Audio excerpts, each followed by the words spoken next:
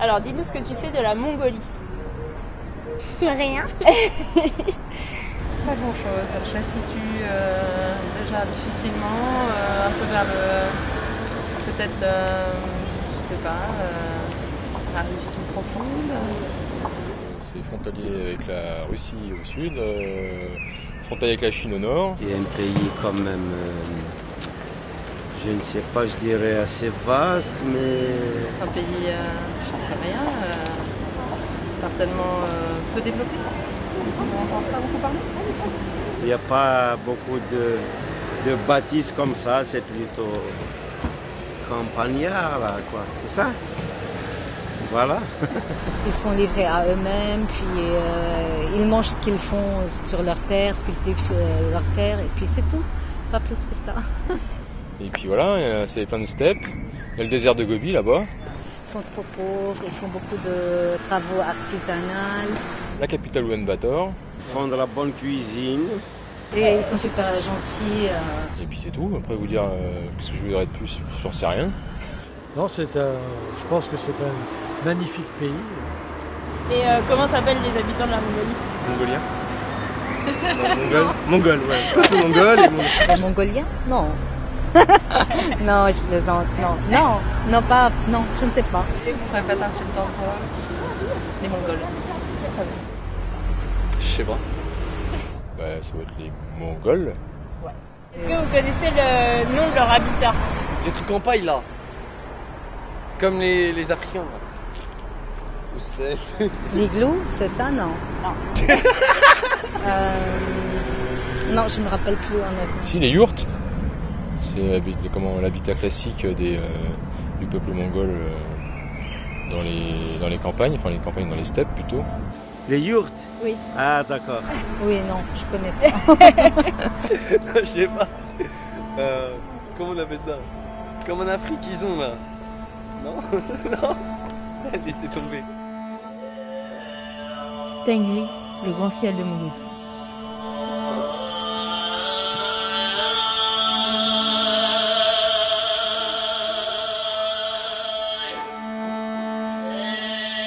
Notre projet est de réaliser un documentaire cinématographique doublé d'une exposition photo sur les terres et peuples de Mongolie.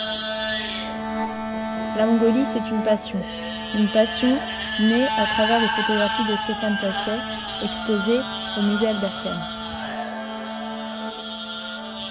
La Mongolie, c'est une passion qui s'est rapidement dotée d'une ambition, d'une envergure nouvelle, d'un projet.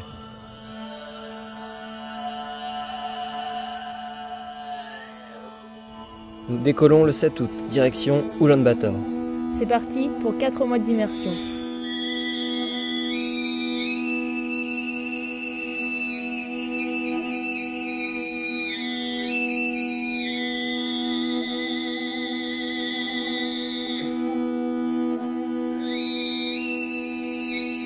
Immersion, c'est le mot. Nous voulons partager une vie au plus près de ses conditions pour mieux la retranscrire. Notre approche sera ethnographique, voire écologique. En son sens premier, l'étude de l'existence des hommes et de leur relation à l'environnement. Nous voulons interroger le rapport de ces peuples au monde, leur lien à la terre, une écologie naturelle et admise au quotidien. L'humain face à son environnement, qu'il soit nature extrême ou standard de civilisation en marche.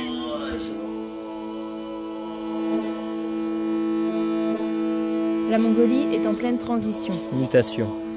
C'est le moment ou jamais de capter ce nomadisme, ces traditions, avant que la mondialisation ne les recouvre. Notre périple en sera le témoignage, à travers nos images, nos sons, nos photos.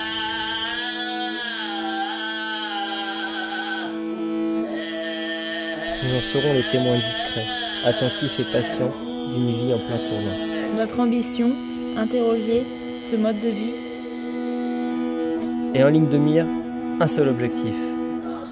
Vous faire partager, intégrer même notre récit, vous faire éprouver, comme nous, les situations, la vie, l'environnement.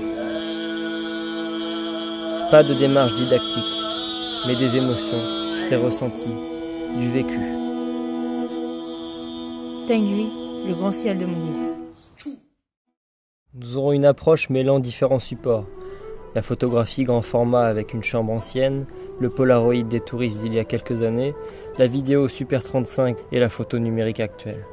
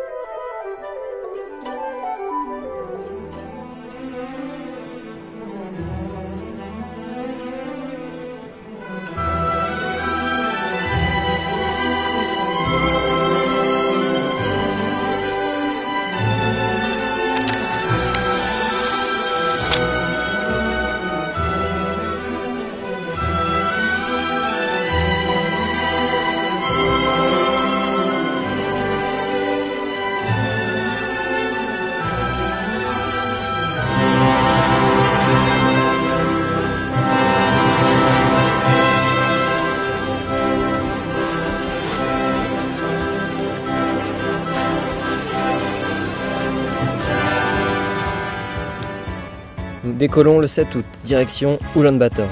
C'est parti pour 4 mois d'immersion. Dans la steppe, dans la yourte, à cheval, au plus profond de la taïga. De l'été chaud et pluvieux, nous passerons à l'hiver rigoureux, jusqu'à moins 20 degrés. On pourrait dire extrême. Immersion, c'est le mot. Nous voulons partager une vie au plus près de ces conditions pour mieux la retranscrire. Éprouver durablement. Faire l'expérience.